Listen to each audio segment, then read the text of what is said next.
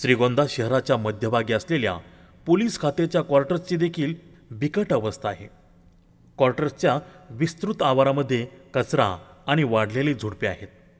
इमारती कमकुवत झालेल्या आहेत, त्यामुळे या इमारती कधीही पडू शकतात। या आवारात कचरा दिवसेंदिवस वाढत आहे।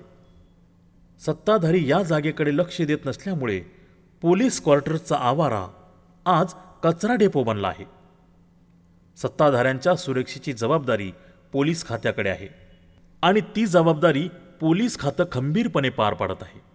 आणि त्याच पोलीस खात्यातील लोकांना राहण्यासाठी उपलब्ध असलेल्या जागेला समृद्ध बनवण्याची जबाबदारी सत्ताधारी पार पाडू शकत नाहीत।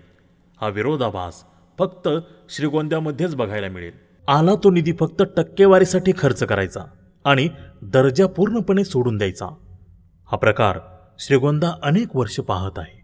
एकाच व्यक्तीकडे 35 वर्ष आमदारकी आणि 13 ते 14 वर्ष राज्याचे मंत्रिपद असून देखील त्यांच्या मतदारसंघातील सरकारी क्वार्टर्सची ही अशी अवस्था बघता आजवरचे सत्ताधारी श्रीगोंद्याचा विकास करू शकलेले नाहीत। म्हणून विचार करा, यंदा बंद करूया भ्रष्टाचाराचा धंदा।